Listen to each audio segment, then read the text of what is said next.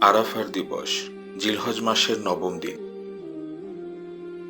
লাব্বাইক আল্লাহুম্মা লাব্বাইক। আরাফার দিবস ইসলামের ইতিহাসের অন্যতম একটি তাৎপর্যপূর্ণ দিন। যে ব্যক্তি আরাফার এই দিবসে আরাফার ময়দানে উপস্থিত থাকতে পারবে, তার জন্য এটা অনেক বড় সৌভাগ্যের বিষয় হিসেবে গণ্য হবে। আরাফার দিবসের জন্য কিছু ফজিলতপূর্ণ আমল বর্ণিত হয়েছে। প্রথম আমল হলো রোজা রাখা, যা অনেক গুরুত্ববহ, ফজিলতপূর্ণ ও অত্যন্ত পুণ্যময় আমল। দ্বিতীয় আমল হলো ইমাম হুসেন আলাইহিস সালামের জিয়ারত পাঠ করা।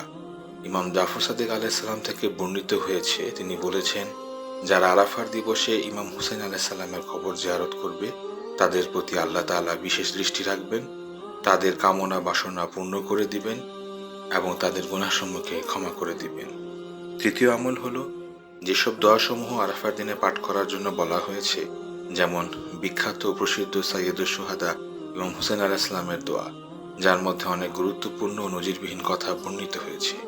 এই মহামূল্যবান দোয়াটি ইসলামের শিক্ষাসমূহের মধ্যে অন্যতম একটি রত্নভাণ্ডার, যার মধ্যে প্রতিটি মুসলমানকে আল্লাহ পরিচিতি ও তওবার মাধ্যমে আল্লাহর কাছে ফিরে আসার পথ শিক্ষা দেওয়া হয় এবং তাদের রূহকে মারেফাতের সর্বোচ্চ মাকামে পৌঁছে দেয়।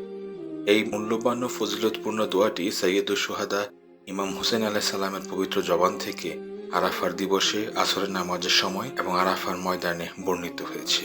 আর এই বরকতময় দোয়াটির অর্থ অনুধাবন করে এবং মনোযোগ সহকারে পাঠ করার ফলে প্রত্যেক তৌহিদি মুমিনের জীবনে গঠনমূলক ভূমিকা পালন করবে।